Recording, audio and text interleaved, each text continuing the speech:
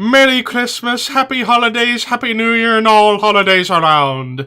Welcome. Or those who don't celebrate any holidays, happy you get about a week or two off from work.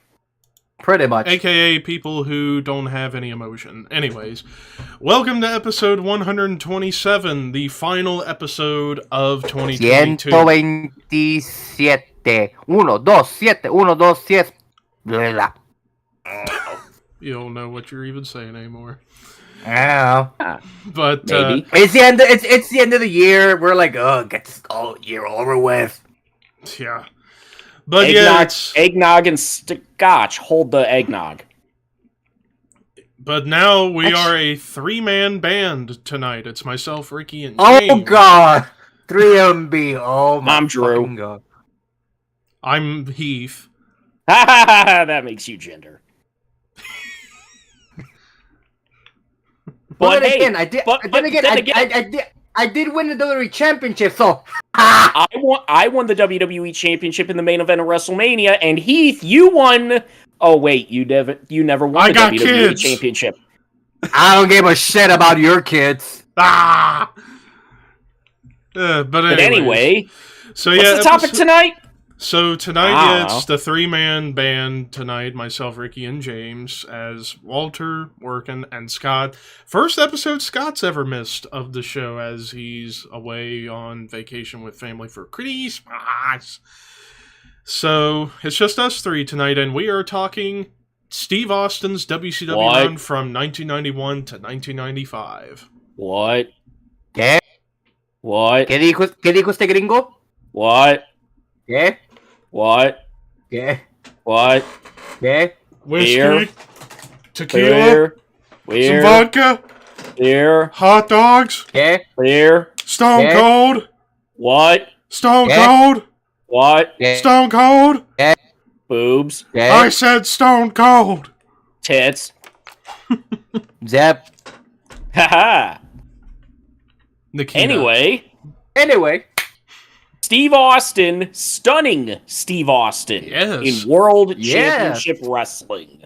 With hair, people! He had fucking hair! With blonde hair. Long blonde hair that became short blonde hair and then bald. Yeah. But that's not until later on. Yep. Mm-hmm. So, I guess a good place to kind of begin prior to Steve Austin coming over to WCW, early on, trained by gentleman Chris Adams down at the Dallas Sportatorium, and then to WCCW, later USWA, and, Which we should note, by the time he debuts in WCW, he had only been wrestling about less than 2 years. Yeah. Mm-hmm. So not that long. No. And then, when Austin was first starting out in his career, he was struggling for money to the point where all he could eat was cans of tuna and raw potatoes.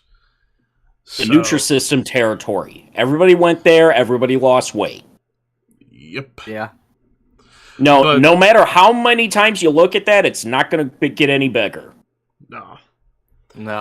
And then, of course, some awkwardness already, as, Austin trained by Chris Adams, who lost his wife, Jeannie, who then went to Austin. So I bet you that had to have been awkward for Chris and Austin to work together in USWA.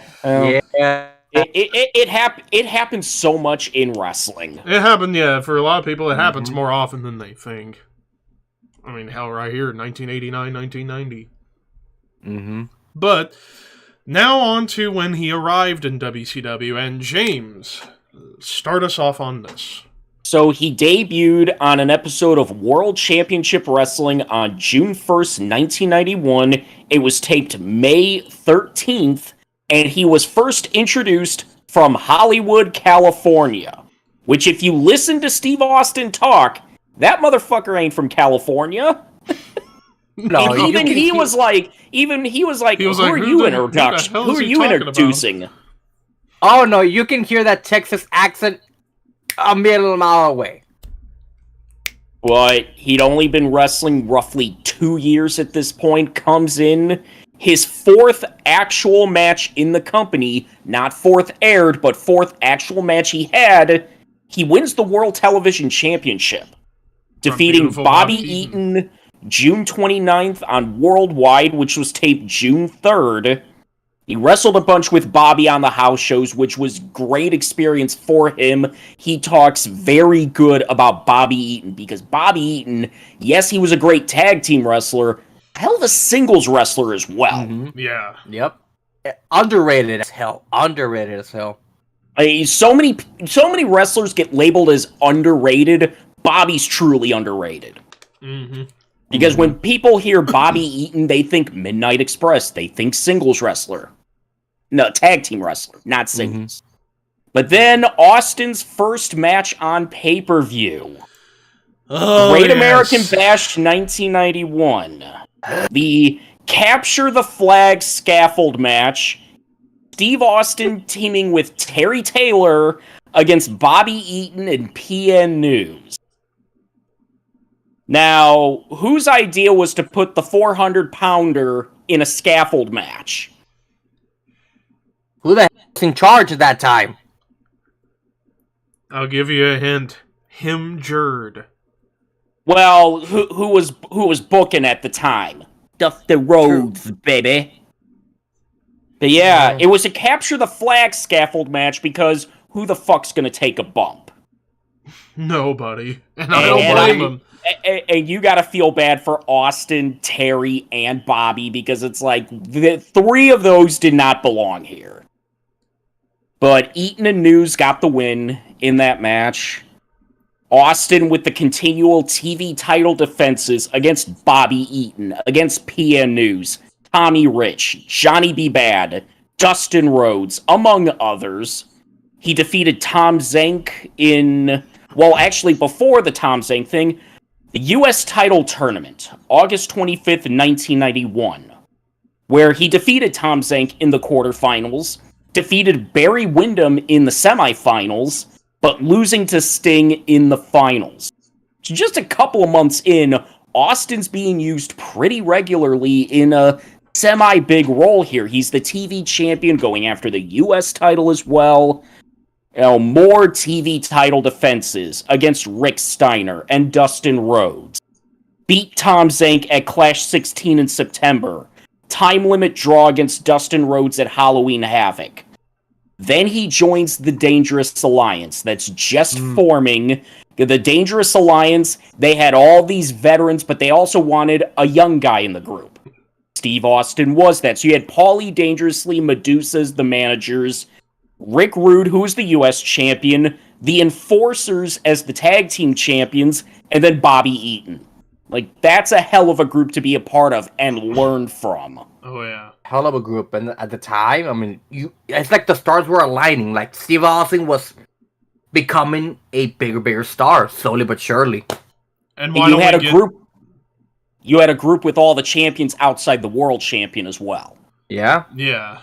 Yeah, and I was going to say, why don't we talk about the crown jewel of the Dangerous Alliance in terms of matches, and that was War Games at Wrestle War. But no, we're going in order. Yeah. We're still at the end of 91. Oh. So, more TV title defenses against Scott Steiner and others. Starrcade 91 Battle Bowl. Austin and Rude won their lethal lottery match against the glorious, historical, awesome, all-time great team of Big Josh and Van Hammer. Hey guys, what's your favorite Big Josh and Van Hammer match? I don't know, the ones that were never aired? Okay. You, Levi? Them versus my turds in the toilet. So would you call their team Big Hammer? Aha! Anyways, moving on. If Nikita Koloff was a part of that team, it'd be the Big Russian Sickle Hammer. God damn it, James! But Austin would then advance to the Battle Bowl Battle Royal and lose in that Battle Royal. So that was the end of 1991. Pretty good start there for Austin, and it would only get better. Mm-hmm. Entering 1992, more TV title defenses. The Dangerous Alliance in the feud with Sting and the other top baby faces in the company. Him and Rude would lose to Sting and Steamboat at Clash 18 in January. would also lose to Wyndham and Rhodes at Super Brawl 2, where he teamed with Larry Zbyszko.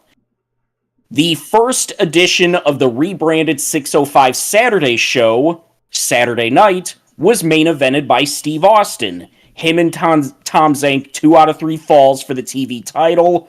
Austin retained the belt. Then the continual Dangerous Alliance, Sting, babyfaces, all throughout the coming months. He would lose the TV title to Barry Windham on May 9th, Saturday night. That was taped April 27th. Wrestle War, now we get to the War Games. Yeah, which still the greatest War Games match of all time. Dangerous Alliance, Sting Squadron, and holy shit, Austin took a beating in this match. Oh, yeah. Freaking almost everybody bled. Mm-hmm. Yeah. And Sting Squadron got the win because babyfaces always won those War Games. Then Austin would recapture the TV title June 13th, taped May 23rd on an episode of Worldwide. Same time as more TV title defenses, Austin and Rude entered the NWA Tag Team title tournament. They defeated Bagwell and Zank at Clash 19 in the first round, but would lose to Wyndham and Rhodes at the Great American Bash in the quarterfinals. He would eventually lose the World TV title to Ricky Steamboat at Clash 20 in September, and would get many rematches on the house shows against him, and this started some of the great matches with Austin and Steamboat. I mean, they wrestled so many times over the next couple of years. It's hard to say what is their best match, because they were all great. Yeah. Then Austin started teaming with Brian Pillman in September, and it was just Steve Austin and Brian Pillman. No name, no nothing. They were just thrown together at this point in time. Austin would replace Terry Gordy at Halloween Havoc 92 when he teamed with Steve Williams. So it was technically Steve Williams and Steve Williams, because they're both named Steve Williams. How Steve Austin got the name Steve Austin was he was being booked, and it's like, what's your name? Steve Williams. You can't be Steve Williams. There's already a Steve Williams. We don't want to confuse, so create a name. Oh, I can't think of a name. Okay, you're Steve Austin. And they would go to a time limit draw against Wyndham and Rhodes for the unified tag titles at Halloween Havoc. And then Austin and Pillman randomly started challenging the new champs of Steamboat and Douglas to N92. Then we get to the start of 1993. Levi? Well, let's not forget behind the scenes about with him and Pillman. Can't forget about this. Well, that goes into the start of 93, because at the end of 92, they were just thrown together randomly, and this, just a filler sort of thing. It's two heels being thrown together, go out there. But then at the start of 93, so let's talk. So, according to Austin, the story goes that he was talking with Dusty, who was booking at the time, and Dusty had said to Steve that, hey, you're going to become United States champion, and Harley Race will be your manager. And on paper, that sounds fucking amazing, to have Harley as your manager and get the second biggest title in the company, and be a for sure push towards the world title eventually. However, at a TV taping, Brian Pillman comes up to him and says, hey, we got to come up with a finish. And Austin's like, what are you talking about? I just got done talking to Dusty. We're going to be a full-time tag team now.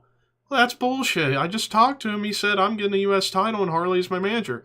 No, you need to go talk to him now. And sure enough, Dusty said, hey, we're putting you guys together as a full-time tag team. And, of course, as James was pointing out, they were just thrown together at first, and now they become a full-on team, just paired together to get other teams over. But as the year goes on, they're becoming closer as partners as well as friends off screen, like becoming best friends. And so James will continue from there.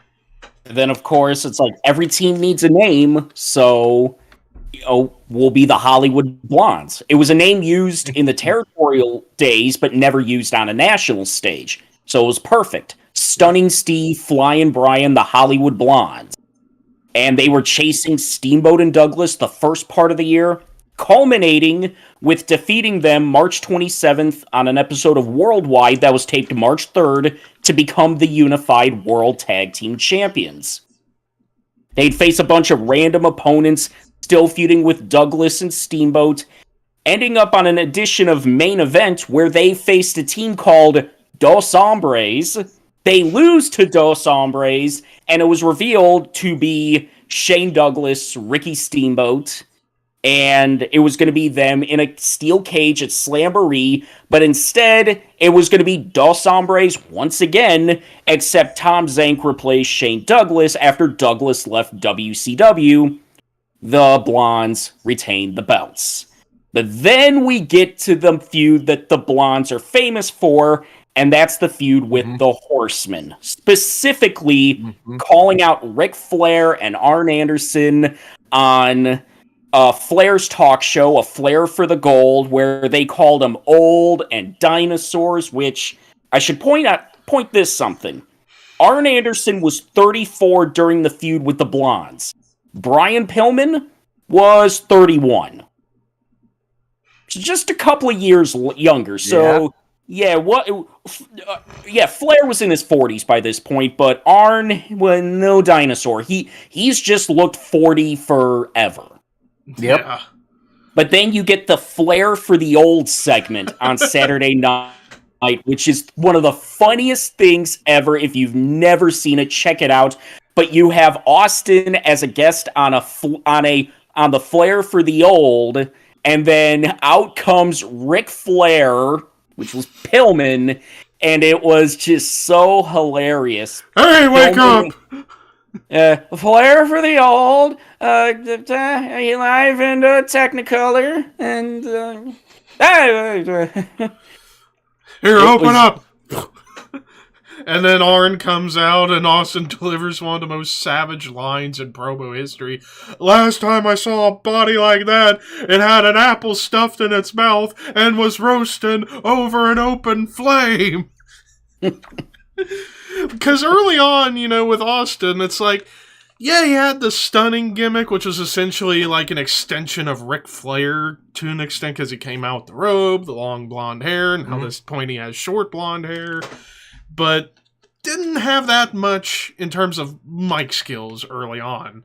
Here, we give him and Pillman, and he starts showing personality, showing to everybody, this guy's fucking hilarious. He can talk. Holy shit. And again, it's like, he was less than 5 years in the business at this point, so it takes time to develop. You don't just become great overnight. No.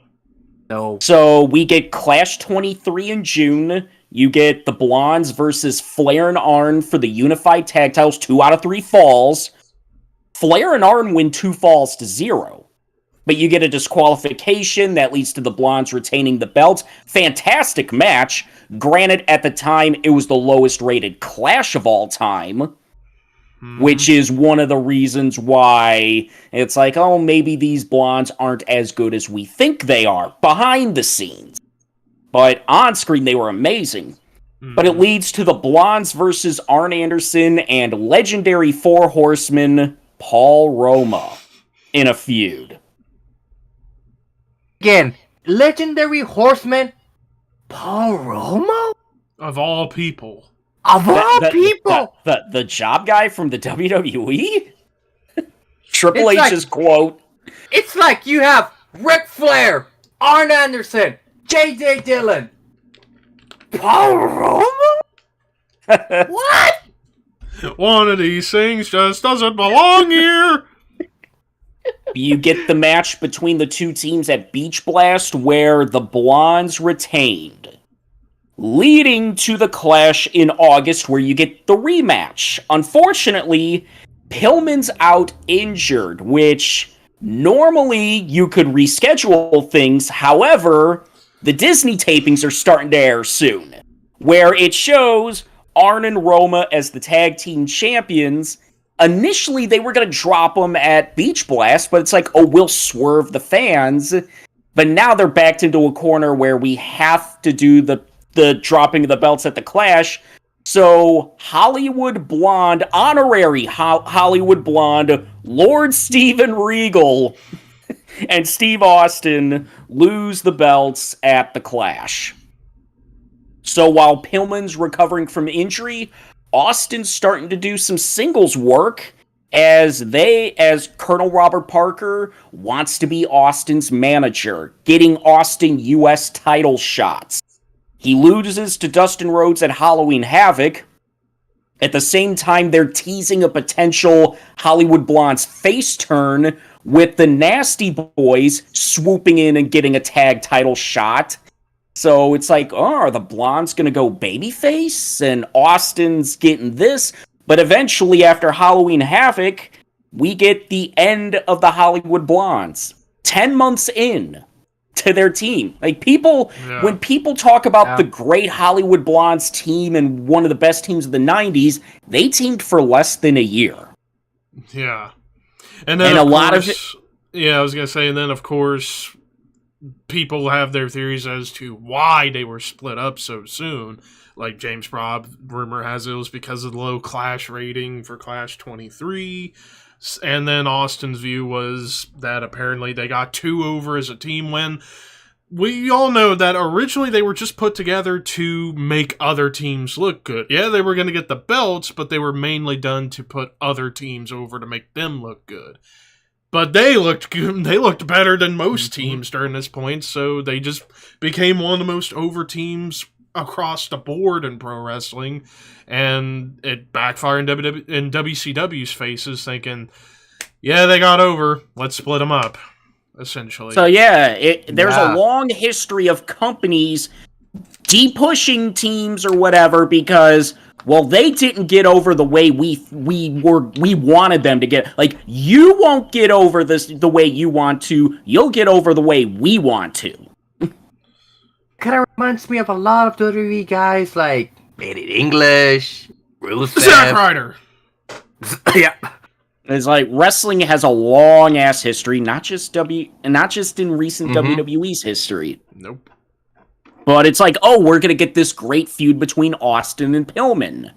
Well, they have their match at Clash 25 in November, and it was a short ass match, and that was pretty much the end of that feud. Yep. Because at the same time, with what you brought up with Colonel Robert Parker, he would eventually join the Stud Stable for a little bit. Right, and this was before the Stud Stable. This was just Parker managing random people. He managed Sid, but Sid left, but now he's managing Austin. Battle Bowl, Austin wins his Lethal Lottery match teaming with Ric Flair, but he loses the Battle Royal. Starrcade, he becomes the U.S. champion against Dustin Rhodes to end 1993. 2-0 in a 2 out of 3 falls match. Where the power went out.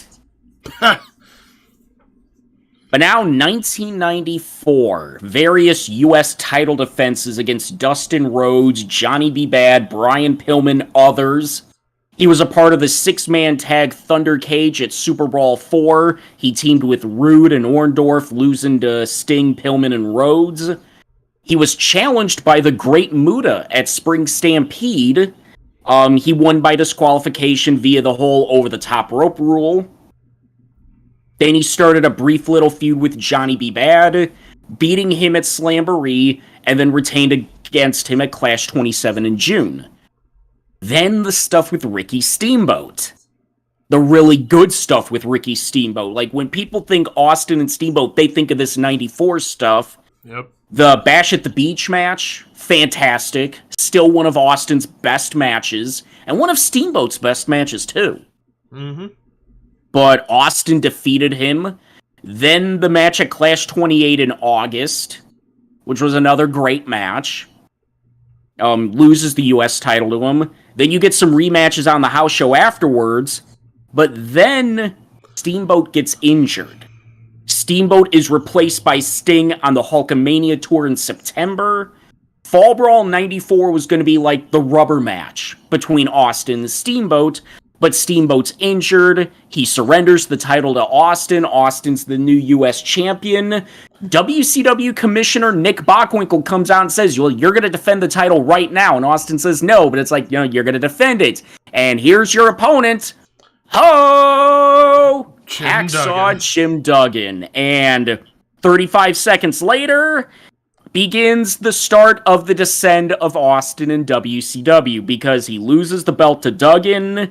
And then he loses to Duggan the rest of his time in 1994, just puts him over all the time, including Halloween Havoc, the Clash in November, and it was that the Clash in November when Austin was hurt, he had to take the rest of the year off. So, yeah. And then this is when Austin starts to get frustrated. He returns in March of 95. Like, people forget that Austin's still wrestling in WCW 95, just not in a big role. He loses to Duggan and Alex Wright a bunch. He is in the U.S. title tournament when the belt became vacated. Actually gets a win against Duggan in the first round. Then he loses in a match that a lot of people probably don't know actually happened, but it did. Austin versus Randy Savage. In the quarterfinals of that tournament, Savage got the win. Austin's final match in WCW, it aired June 4th. It was taped May 11th. It was Austin, Flair, and Arn versus Wright, Sting, and the fucking Renegade. And we actually saw a little bit of interaction between Austin and the Renegade. It was like after this, he wrestled some matches in New Japan. During the tour of New Japan, he tears his tricep. He's going to be out for a while. Bischoff wants Austin to film some segments, keep Austin's name still out there because out of sight, out of mind. So Tony Schiavone calls Austin. Austin's then wife answers the phone, says, "Hey, Tony's calling." Austin yells, "Tell them motherfuckers I'm not here." Of course, Tony hears, so Tony tells Bischoff, and Bischoff is like, okay, well, he's lying, he must not be trustworthy, and he's unreliable. September 15th, 1995, Austin is fired from WCW. The reason used, the injury out clause. Based on the number of days you've missed, based on how much you've worked, we've exercised the agreement to terminate, and he's FedExed his release. And then shortly after he goes to ECW, starts cutting promos, and the rest is history. Yep. One thing I wanted to bring up before we got into the 95 stuff was that there's just been this long rumor, I guess, that's been around. I don't know how true it is, but apparently Austin pitched a storyline idea to Bischoff of being a family member of Hulk Hogan. But Bischoff immediately shot it down as he felt Hogan shouldn't work with this guy because he wasn't proven.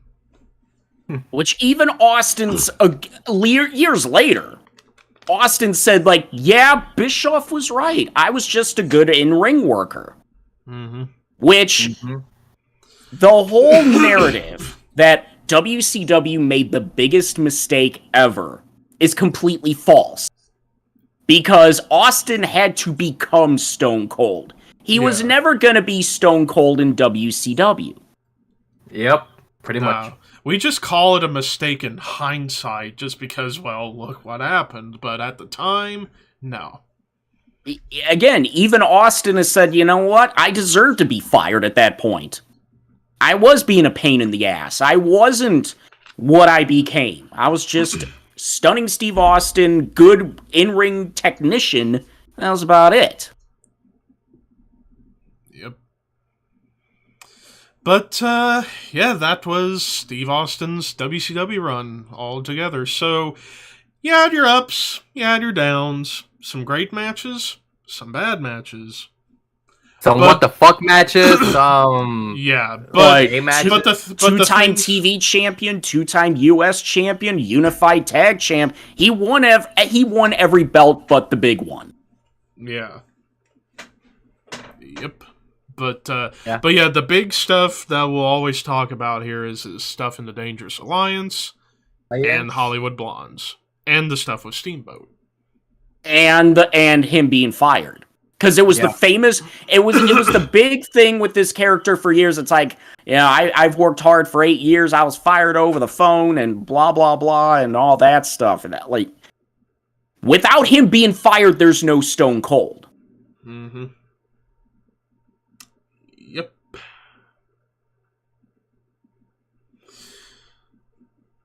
But with all that said, now time to discuss favorite match of Austin and WCW. And I think for me, the Bash at the Beach match with Steamboat. Yeah. Yeah. Yeah, it's probably one of the best. I mean, the Hollywood Blondes, Flair and Austin 2 out of 3 was really good. I know there was a tag match in the summer of '94 with Flair and Austin against Sting and Steamboat. That was really damn good too. Flair and Eaton had some good matches in there. No, Austin Eaton, sorry. Yeah. Austin had a lot of good matches in WCW. Mm-hmm. Him and Dustin had some good matches. Mm-hmm. Granted, Halloween Havoc 93 with a bad finish. But an otherwise really good match. But, so yeah, that's pretty much it for Steve Austin's time in WCW. The Cliff Notes. Yep. But now, because it's the final episode of the year, what better way to end the year than to talk This Week in Wrestling? And we got some bombshells this week. Dear God. Well, it all started on Tuesday when they announced that Mandy Rose was going to be defending the NXT Championship against Roxanne Perez, who won her Iron Survivor. Iron Survivor. I forgot what the name was. It was the Scramble. The Iron Scramble thingy. And then she loses the belt. Which came out of no... First off, the match happening right away was like, what the hell? And then her losing the belt was like, whoa. And then it's like... And then the rumors began like, okay, something's going on. Something's gonna happen because... I mean... The fact that Roxanne won, I mean, I'm not saying because she's a fellow Laredo win, which fucking hell yeah! 414 days as champion. Yeah. That's like the second or third longest reigning NXT. She was close to breaking Shayna's record. And I thought she was going to break Shayna's record. And then this came out of nowhere. And then late Tuesday, early Wednesday, the rumors began like, okay, well, first off, as some people may know, Mandy has her own fan time account, which is basically OnlyFans or all the other subscription where you put out your own content and do whatever. And some loser decided to leak all her stuff or leak a lot of her stuff, which if you look at her menu to her fan time account, she offers some juicy stuff. Some high quality content. Some high quality X-rated content. Let's just call it that. So somebody decided to leak that, and it got out there, and then we find out Wednesday afternoon, or Wednesday morning into the afternoon, Mandy Rose released from WWE. Which, when I texted the group chat, Ricky was like, what the hell? And then it's like, yeah, this stuff happened.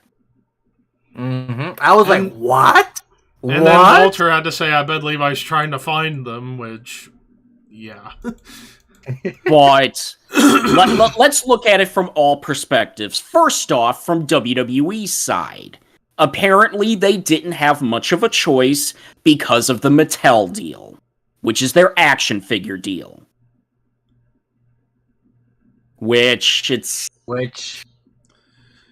Yeah. I mean, when you talk about sponsors, I mean, one of the most recent infamous one was the whole with Moolah and WrestleMania. You know, wanted to change the name because of fucking Moolah did, but you know, when it's sponsors paying your bills, paying the paychecks, you gotta listen to them.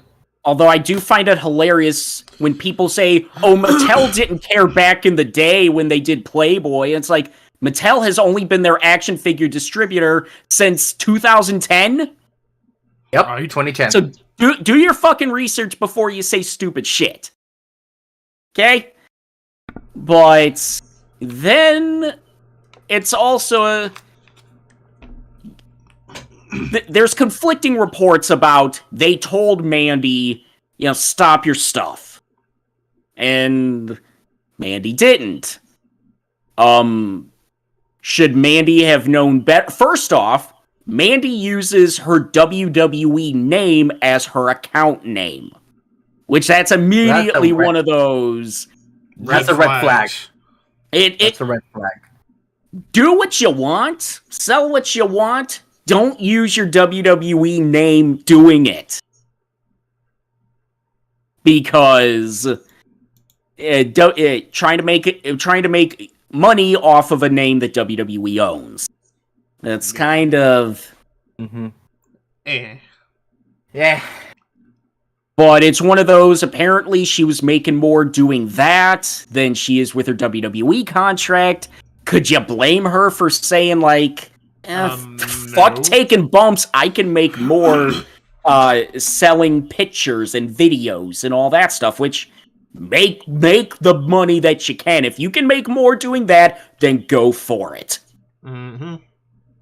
Because she can be a top money maker doing that, just like she can be a top money maker in wrestling. It's one of those things where if WWE was stuck in a corner, then it sucks. It does suck all the way around. She should have been given the option of take the stuff down, cut you. Honestly, WWE probably should have suspended her first. In all honesty, yeah. If they were going to do anything, do a suspension. 30, 60 day, something like that. Something like that. But to outright fire her. Yeah. And it's like the losers who leaked her shit, like, what the fuck? I hope you're happy with yourselves.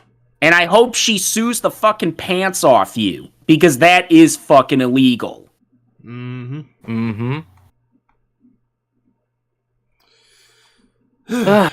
But moving away from the Mandy Rose stuff, now we get to the other big bombshell, and I forgot to bring it up last week, because last week on Raw, you had this tag match, and Matt Riddle was beaten up by Solo Sikoa and stretchered off, and that was supposedly done to write Riddle off, and I kept seeing rumors as to why, and it was like, oh, he's injured, or he's taking holiday time off to be with family. But earlier this week, we find out the real reason, and that's because somebody's too busy on Michael's fanny pack. He's sniffing the sniffy dust and sugar. Some snowblind for all you Black Sabbath aficionados. Yep. So, Matt Riddle's suspended for 30 days, sent to rehab. I can't remember the last time we've had a wellness policy. No, I think it was been 6 a long weeks. time. I think it was sent for 6 weeks. 6 weeks. Go to rehab. Well, no, I'm talking about the last time that there was the last wellness violation. Okay.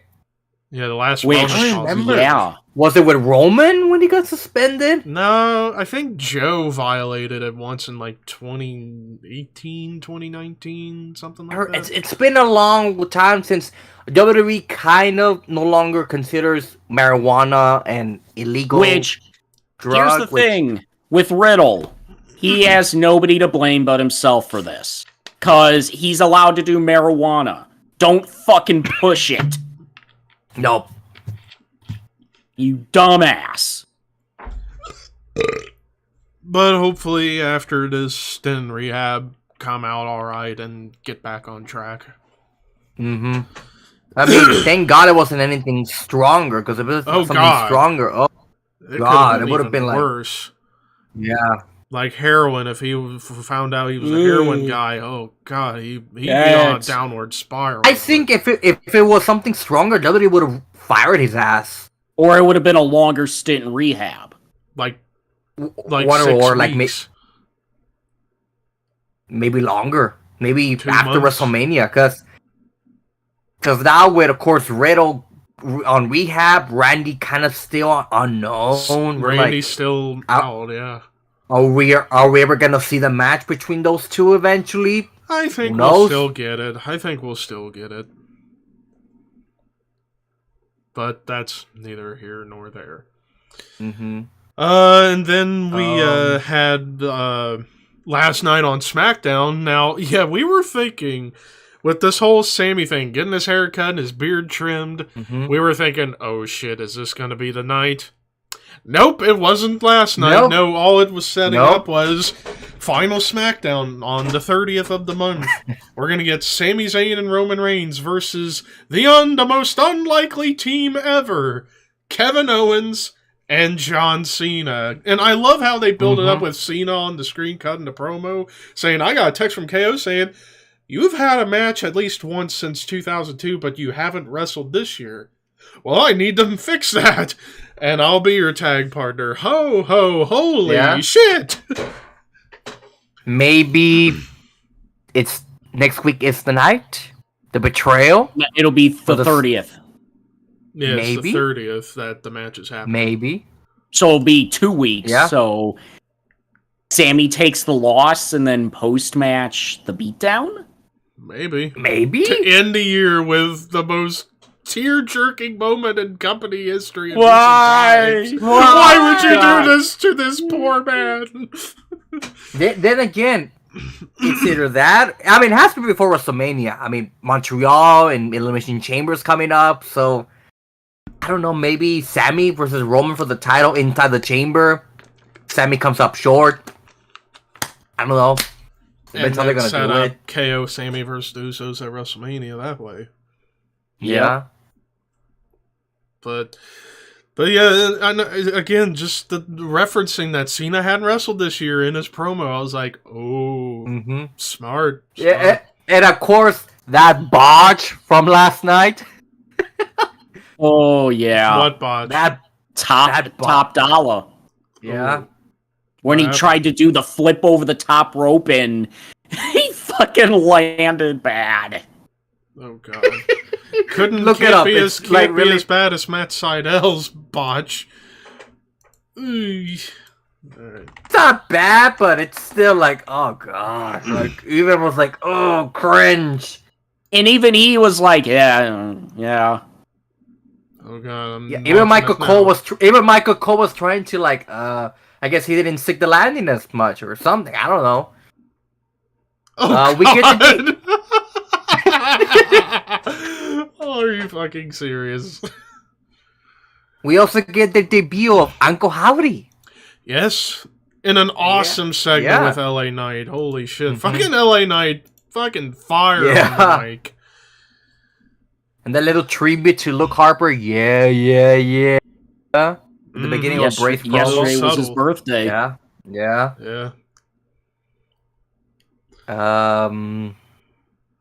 How much you want to bet Vince wanted to come back. Vince it's wanted to come happening. back. It's not gonna happen. Whoever's reporting this shit doesn't know what the fuck they're talking about. So Wall Street. Sorry to break it to you who want to believe it, but it's not happening. So the Sasha situation. Apparently she's done.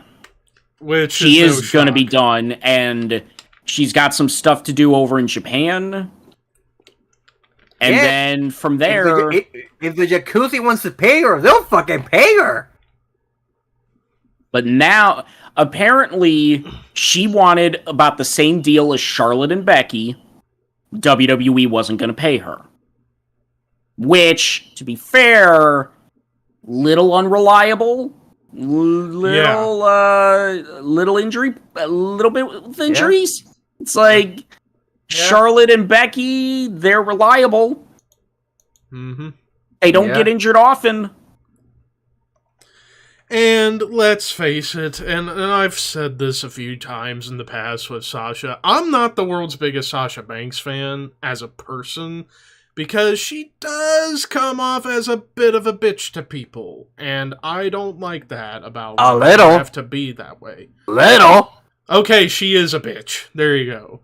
I mean, granted, good in the ring. Really good in the ring. Yeah, amazing in the ring. Good on the mic. But as a human being, I wouldn't want to hang out with her, personally, just because... Some of it's justified. Like, I get it. Like, people who sent her death threats over the Paige incident. That was fans stupid. being really fucking creepy. Yeah. And stalking at the airports, like, that's stupid. Yeah, but other than that, other than those little moments, yeah, a lot of her bitchiness is unjustified, but hey, it's Which her. Also brings up, a lot of people are saying she could be AEW bound. No. Here's the problem. The big problem here. If she gets paid what she wants to get paid, she's going to be the top paid woman on the roster and probably one of the top 5 most paid in the entire company. Which means you're going to give her that money, you give Britt similar money, you give Jade Cargill similar money, you give Thunder Rosa similar money, you give a lot of that. You'd have to bump the pay of all the women. Otherwise, you're gonna get some of them who are like, hey, wait a minute, you're gonna bring her in, pay her this money when she may be a little unreliable, yet I've been here since the start. Where's my cut? Basically, there's gonna be a big pay gap between Sasha and the majority of the other women. Which basically means you're gonna get another MJF incident. You're gonna get a lot of women saying, okay, we'll leave. Yep. And also, if you get Sasha, you pay her all that money, you're going to have to push her as the women's champion right away. Which means, Jamie Hayter, sorry, you've busted your ass, but we brought in a bigger star than you. Yeah. What's that going to do for her morale? What's that going to do for the morale of a lot of the women there? And already, they don't get a lot of TV time as is. Mm-hmm. Like, you may not be the biggest Britt Baker fan in the world or anything like that, but she's busted her ass, busted everything, been injured, been this. She's never missed TV. She was in the wheelchair a lot of the time. She was still there. She put Paige over her first match in. She's busted her ass, the #1 draft pick in AEW for the women. And you're going to bring Sasha in, pay her all that money. It's like, okay, where's her bump? Jade Cargill's the biggest star in that company in terms of women. Yep. You're going to ruin morale to bring in Sasha. For maybe a little bump in ratings. That's it. Yeah. Not worth the headache. And what happens if she gets pissy and moany and decides, oh, I don't want to do work. I'm going to go home. Punk. Exactly. Yep. It's like, have we not learned from CM Punk? Yeah, if Sasha comes into AEW, it's going to be the whole thing with CM Punk again. Yeah. Only with the woman. A tiger never loses its stripes. Yeah. A leopard never loses its spots. If she walks out on WWE, who the fuck doesn't think she'd walk out of AEW if she doesn't get her way? Exactly. And this is coming from somebody who actually enjoys Sasha and her work. But even I can admit, be unbiased about it, it's like, she's too much of a fucking headache. Mm-hmm. Yeah. And also she's been wanting to go to Mexico, which good fucking luck. They're not gonna pair as much she's asking for WWE. She wants Charlotte and Becky money? Yeah, good fucking luck. Trying to get that outside of WWE. Yeah. AEW didn't want to pay Cody. And AEW has that dead contract with Punk right now that they've got to pay. Yeah. Mm-hmm. Plus, potentially, re-signing MJF at the end of next year. So, why risk it? Mm-hmm. People think it's going to be a game changer. It's fucking not.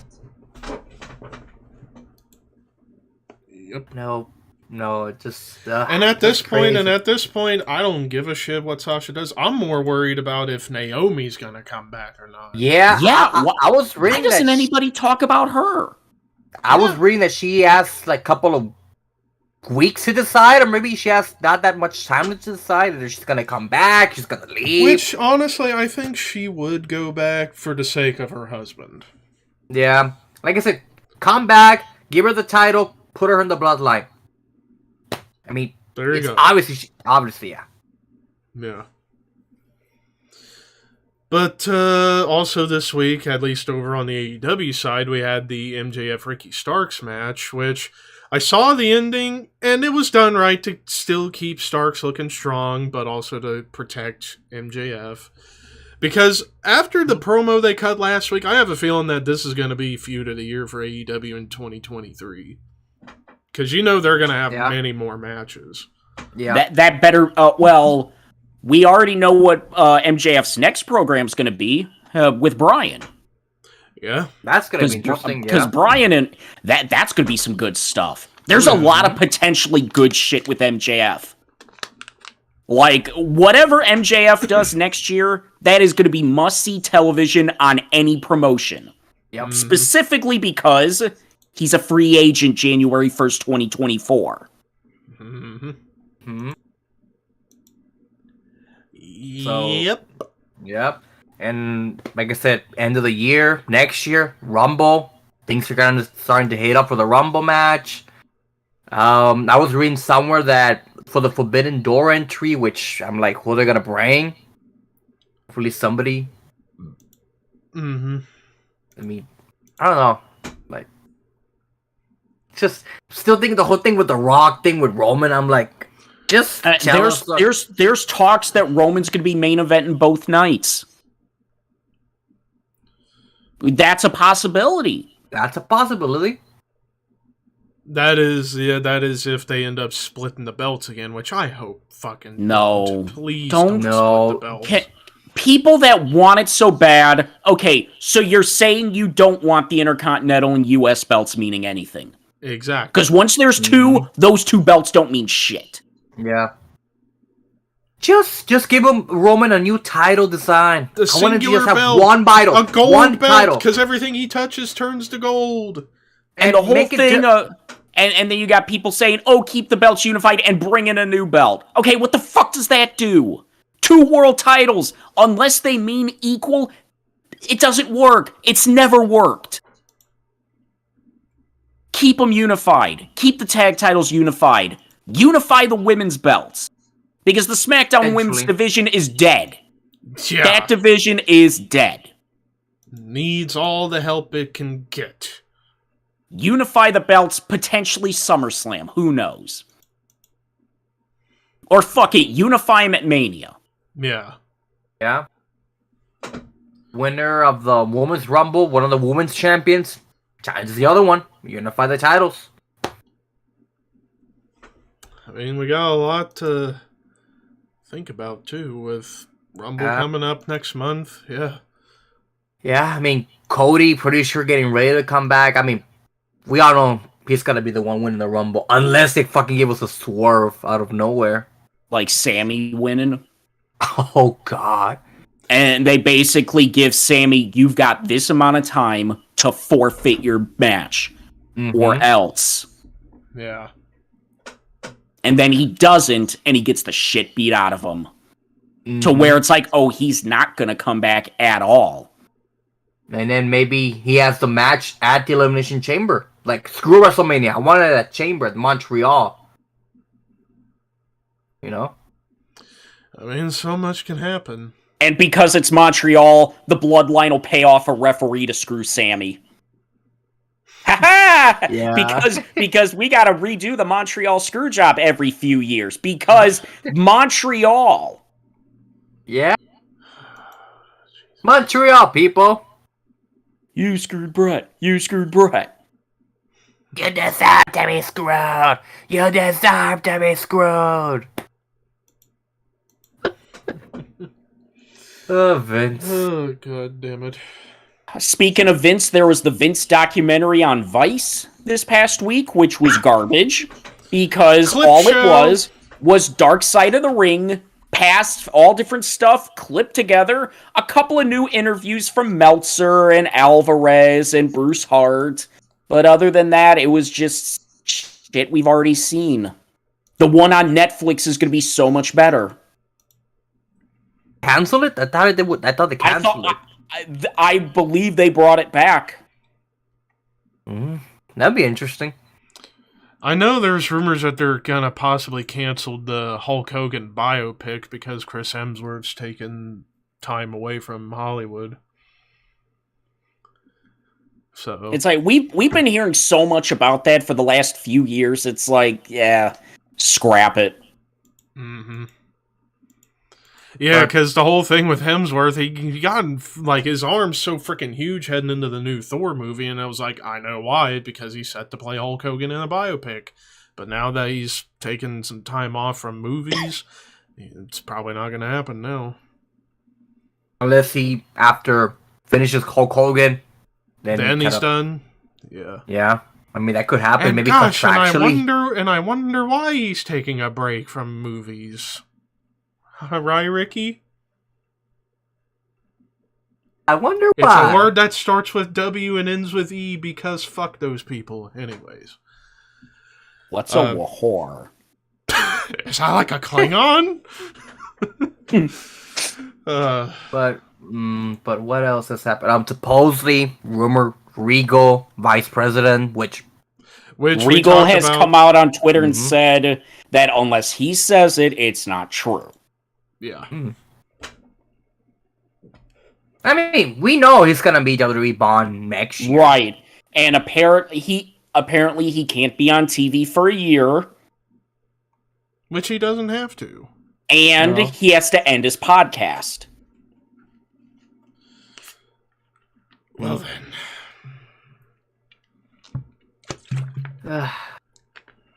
But what else is there? What else has happened? Anything going on right now? Nothing major that I can think of. Let me check. I thought there was something going on right now. I mean, then again, it's kind of the end of the year. It's kind of where things are slow. Dead. Things are slow. Yeah.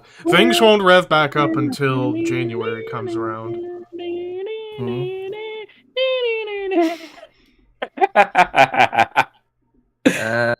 No, not so much. Yeah, I think we covered basically all the big stuff that happened this week. So, 2022 end of the year stuff. What do you guys? Who do you got of WWE and AEW? Wrestler of the year, male wrestler of the year, female wrestler of the year, tag team of the year, match of the year. WWE and AEW. WWE, Roman. Yeah. Male wrestler of the year, Roman. Yeah. And then AEW, Moxley, yeah. For female WWE, Bianca. And then AEW, Jade. It's either Jade or Britt. Probably gonna Jade. Goddess Jade. I think Jade. Tag team, WWE, it's Usos. Obviously. AEW. Now AEW, FTR. that's tougher. FTR or the Acclaim. Triple champs. Well, not anymore, but yeah, FTR. They were. Yeah. The Acclaimed got way over too. Yeah. And then for match of the year for WWE. For me, Gunther Sheamus. I fucking love that match. I'm gonna go Cody, Seth, and Hell in a Cell. The story of that was so good. AEW. And we're gonna count AEW ROH in there as well. Because it's all the same. I mean, the Briscoes FTR match happened a couple of days ago. That was a pretty brutal match. All three of those matches were great. Yeah. Punk MJF in the dog collar match. Yeah. Mm-hmm.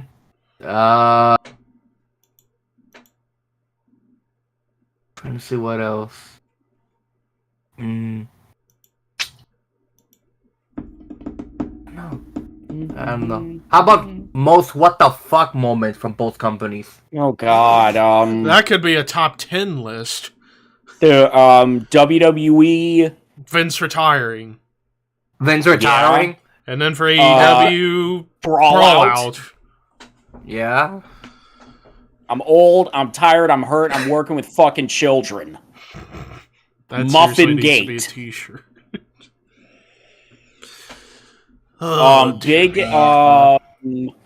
Breakout Star? Breakout Star in both companies? For WWE... There's a lot. I mean, Gunther has kind of been a kind of breakout star. Austin Theory. I'm trying to think of NXT. I mean, in terms of male, Braun still kicking ass. NXT Nikita Yam Yam. Oh yeah. And then for AEW, be like Daniel Garcia, Wheeler Yuta. The Acclaimed. Yeah. The Acclaimed as well. Yeah. Everybody loves the Acclaimed. Scissor me! Hey, you know what? Hand gestures get over. Name me a hand gesture that never got over in wrestling. I'll wait. I'm still waiting. Name me a hand gesture that never got over. They all get over. Yeah, from the handcuff, the four this got over, this got over, sweet, this got over. Even the fucking Cobra got over. It's like hand gestures in wrestling. And what's the difference between scissor me and suck it? There is no difference.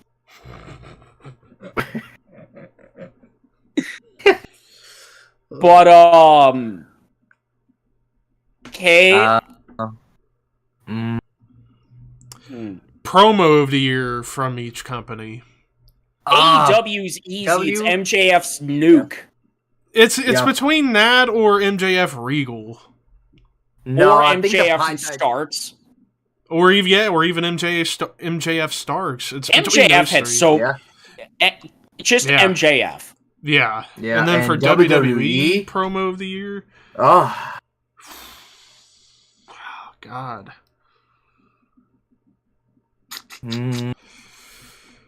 God. There were some good ones. It's tough. I mean, Bray's promo when he came back, it was pretty good. Yeah. I know Roman had a promo this year that was like, what the fuck? His promo on Seth where he goes, if I wanted to main event the Royal Rumble with a megastar, I would have chose your wife. Your wife. Kevin Owens' promo to Austin Theory. Yeah. No. Drew McIntyre's promo to Kevin Owens. We are wrestlers. Yeah, that's promo of the year. KO and Drew. Yeah. That was amazing. Yeah. Yeah, there you go. That's the promo of the year. Okay, how about roast of the year? I got it for WWE. Freaking Austin Theory with Roman Reigns. Dad is not here anymore. Or Undertaker to Kane at the Hall of Fame. I didn't get mad when you stole all my moves. And AEW, you fucking Mark. Yes. Fire me. Let's see. Somebody out there must have already done a fucking t-shirt. You fucking Mark, fire me with MJF's face. I'd buy that shirt. But I don't think you could sell a shirt with MJF's face because he'd sue the fuck out of you. Yep. Let's see. Best ass. WWE, Gigi Dolan. Yes. Nikita Lyons, personally. But Carrot Cake beats all. AEW. Britt Baker still kind of. Sure. Jamie Hayter. Tony Storm. Tony Storm. Grab. Most underrated wrestler from WWE and AEW. WWE. I would say Austin Theory in that category too. Chad Gable. No, there you go, Chad Gable. Yes. Thank you. Thank you. I was gonna say Shoosh, please. How about And then for AEW, underrated. Most underrated in AEW? Kingston? No, I wouldn't go with Kingston. What about? Oh God, most underrated in AEW. No, not Buddy him. Matthews. You could say all the House of Black. Yeah. Which Yeah. actually we forgot to bring that up. Malachi Black They came returned. back Yeah. when we thought he was gone. Funniest moment. Funniest moment in Funniest WWE. The Sammy Knoxville match at WrestleMania. Just Sammy in general. Sammy in general this year. Yeah. Fucking, He's not very feeling oozy. Very oozy. Not very oozy, yeah. And he made all of them laugh. I mean, for fuck's sake, it's already in the dictionary. But now AEW funniest You moment? fucking Mark. No, Yeah, that's not funny. AEW funny.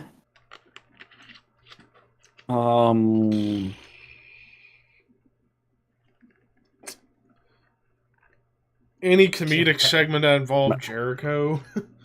Or Marina Shafir's "You Don't Know Me." You don't know me. It was so stupid. It was hilarious. Mm-hmm.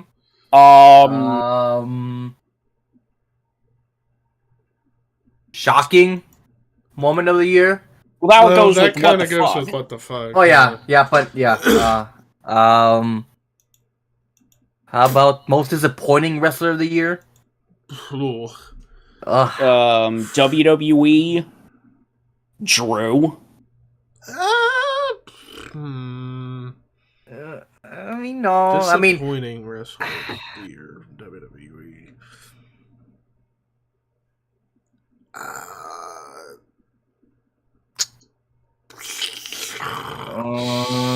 What about AEW most disappointing? Punk? Yeah. Punk, yeah. Started out really hot. And then shit hit the fan. And then Hangman had to happen. This is not necessarily his fault. No, it's not Hangman's fault at all. It's just that promo's what started all the shit that's going on. Well, cowboy shit goes as cowboy shit goes. Yeah. Yeah.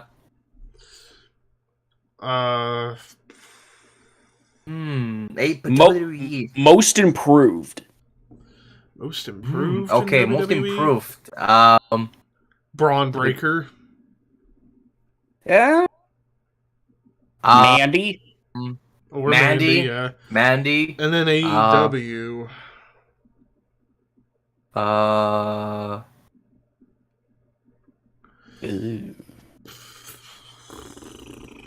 The Acclaimed. Yeah. Yeah. Return of the year. Return of the year for WWE. Cody. Yeah. Yeah. Cody or Bray. Yeah. Yeah. And then for AEW.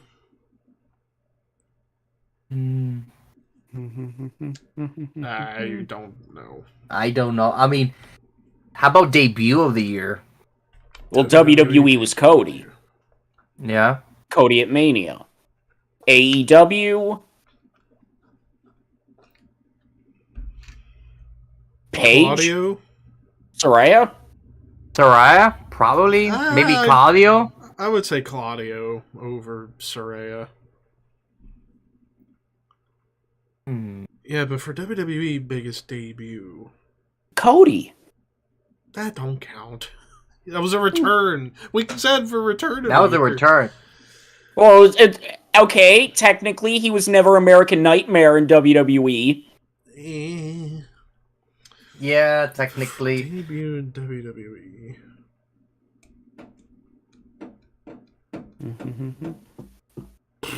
Oh. Gunther on the main roster. But he was already in WWE. Nikita. No. She debuted. Yeah. In a big way. Yeah. In a big way. Yeah, in a big, glorious Glorious!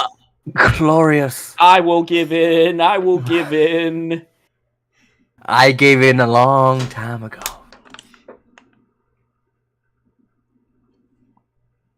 The old glorious meme.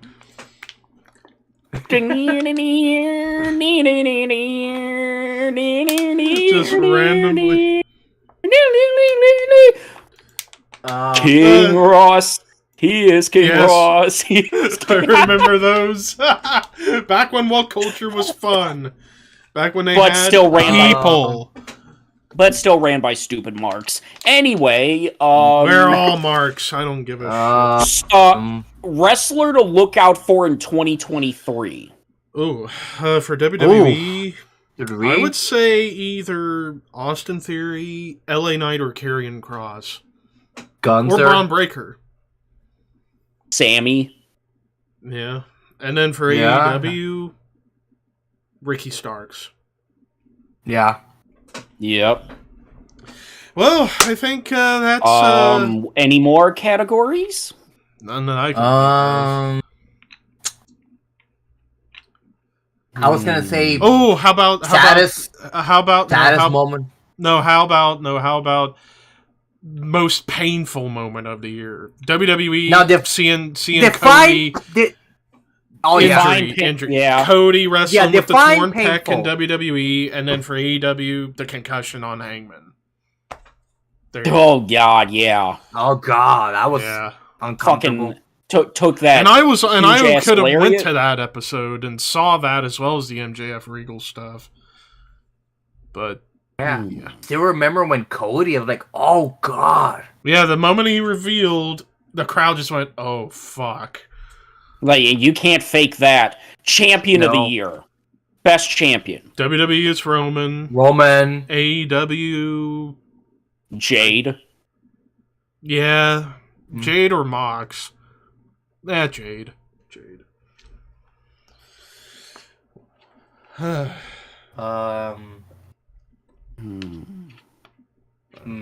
That's really it. All I can That's pretty much it.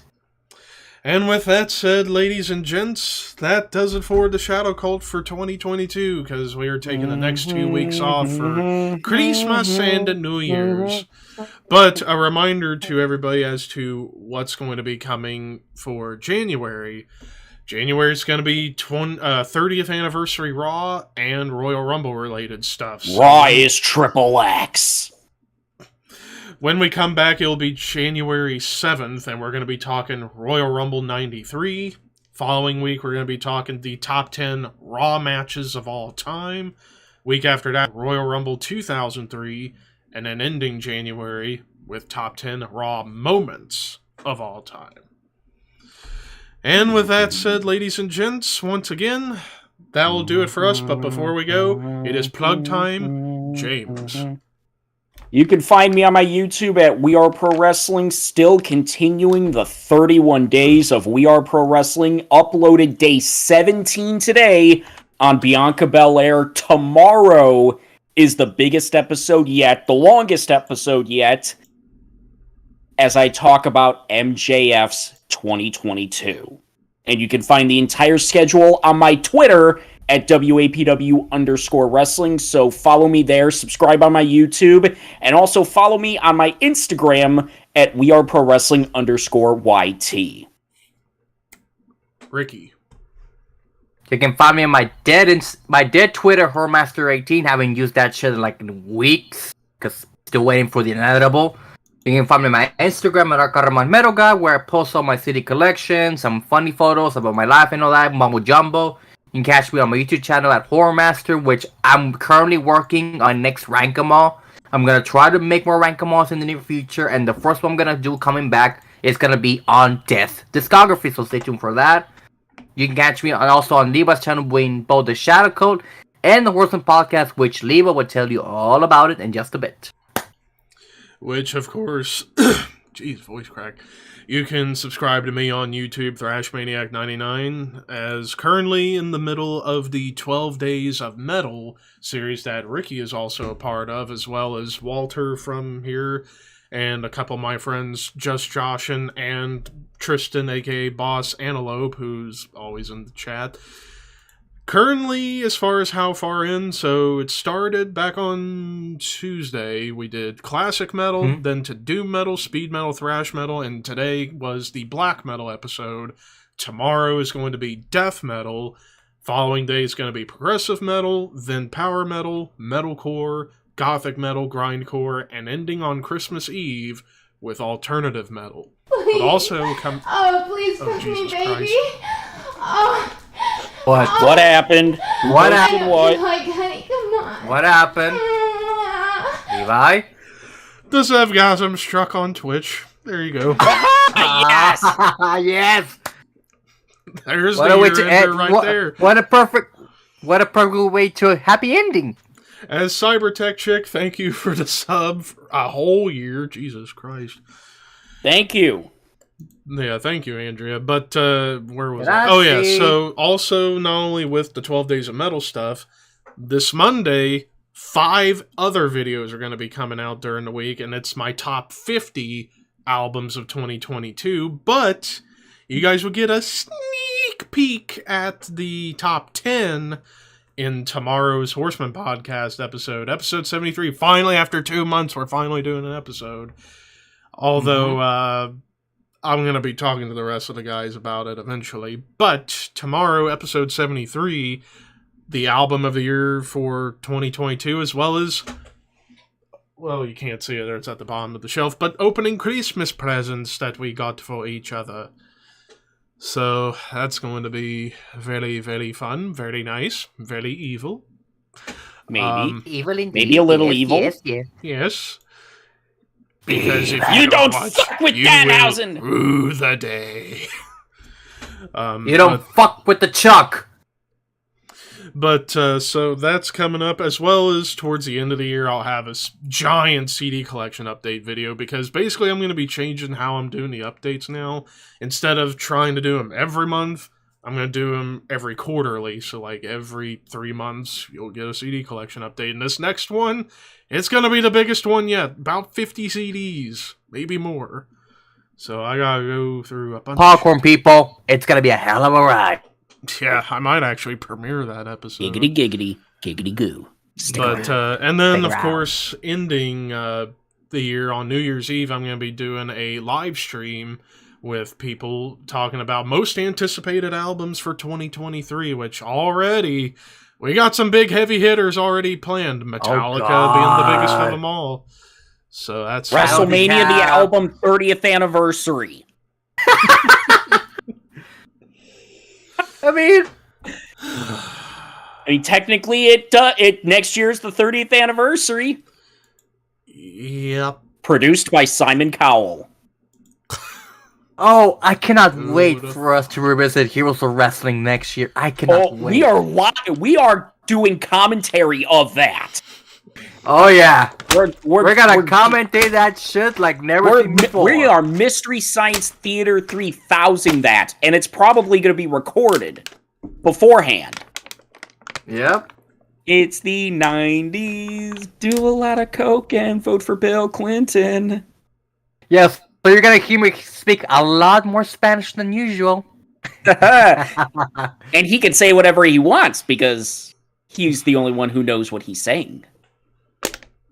And Levi has no choice in the matter to participate. You've been overruled. Why do you people insist on torturing me? Hey, Levi, what do you mean, you people?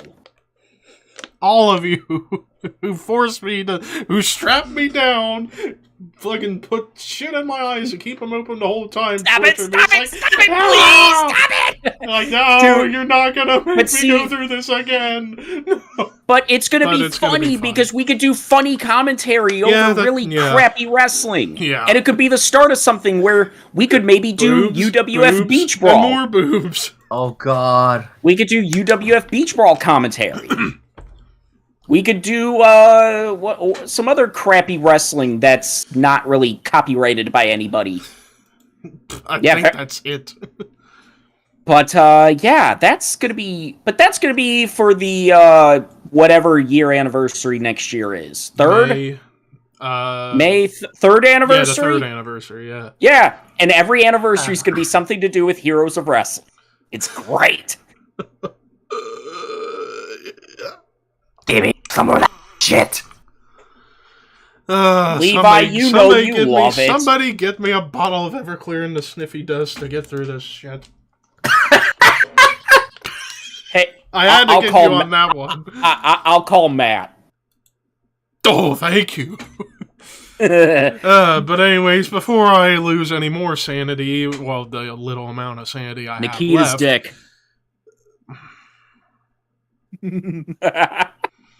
Again, you better have a compilation of the whole year, mister, by the end of the year.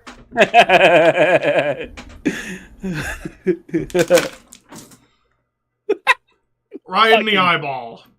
That's what she said.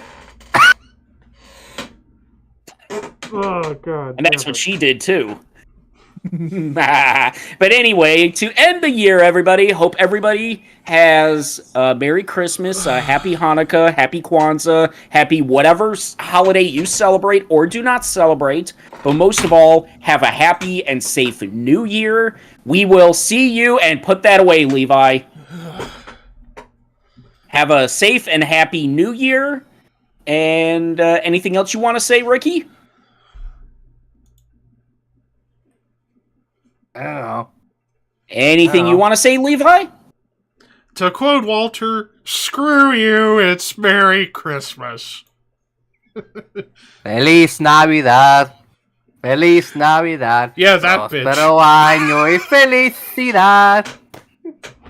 I don't think Jose celebrates Christmas. They celebrate something called Navidad. What? Yeah, Navidad. No, Feliz Navidad. Yeah, that bitch. No, that means Merry Christmas in Spanish. Olé! We still live? Yes, we are, but not for long. We'll see you guys back in 3 weeks. 2 weeks.